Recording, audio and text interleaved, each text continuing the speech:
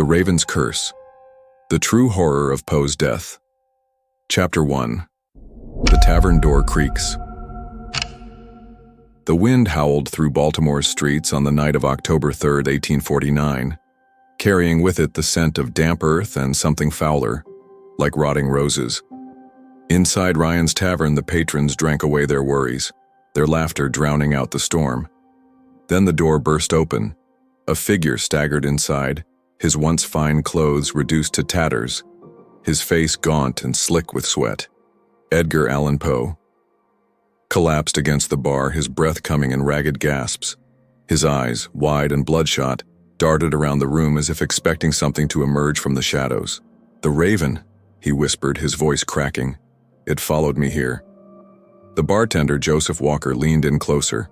Poe's lips were split, his tongue blackened at the edges. His fingernails were torn, the tips crusted with dried blood. "Sir, you need a doctor," Walker said. Poe clutched his coat with trembling hands. No doctors. They'll see it. They'll know." "Know what?" Poe's pupils dilated. "The stitching. Check the stitching." Walker hesitated, then peeled back Poe's coat collar.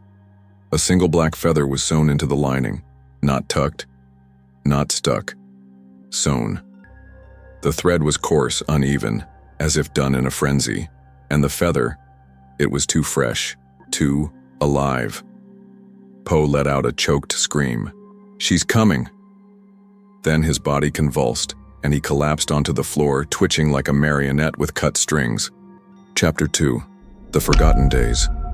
Poe had been missing for nearly a week before he appeared in Baltimore. Where had he gone? In his feverish delirium, he babbled fragments of a nightmare. A black carriage, with no driver, its wheels silent on the cobblestones. Inside, the seats were lined with human hair. A woman's voice whispering from the shadows, "You owe us a story, Edgar. A true story." A man with no face, offering him a bottle of liquor. "Drink," the figure urged. "It'll quiet the Raven." Poe had refused at first. He'd sworn off alcohol years ago, but the man leaned closer, his featureless face splitting into a grin. "You already have." And then Poe remembered nothing else. Until now. As Dr. John Moran examined Poe's writhing body, he noted something unnatural beneath the poet's skin. Tiny movements, like insects burrowing. Poe's veins stood out black against his pallid flesh, branching like ink spilled in water. "What in God's name?" Moran muttered. Poe's hand shot up, gripping the doctor's wrist with unnatural strength. His lips peeled back in a rictus grin. "The poem wasn't fiction," he hissed. "It's real, and they're coming for—" Then his spine arched, his mouth stretching wider than humanly possible. A wet, clicking sound emerged from his throat, like a raven's call, but distorted, wrong. And then Edgar Allan Poe screamed, a sound that shattered the tavern's windows and sent every dog in Baltimore howling into the night. By dawn, he was dead. Chapter 3. The Autopsy's Dark Secret.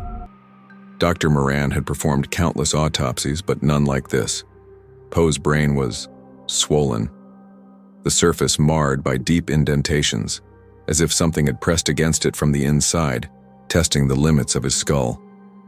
His fingernails were torn completely off, the beds raw and oozing. But the worst was his heart. It had stopped mid-beat, frozen in a state of absolute terror, and when Moran lifted it, the organ twitched in his hands.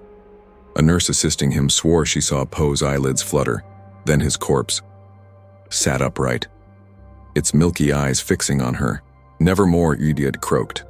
Then it collapsed back onto the slab, lifeless once more. Rumors spread like plague. A gravedigger claimed ravens gathered at Poe's window the night he died, their beaks clicking in unison. A bartender at the tavern hanged himself 3 days later, his suicide note reading, "I heard it too, the tapping." Poe's coffin, when exhumed years later, was found, scratched from the inside. Chapter 4. The Cursed Manuscript. In 1909, a librarian at the University of Virginia uncovered a hidden draft of Poe's last work, The Lighthouse. The pages reeked of mildew and something metallic. The final line was written in a brownish ink that flaked when touched. "The light is a lie.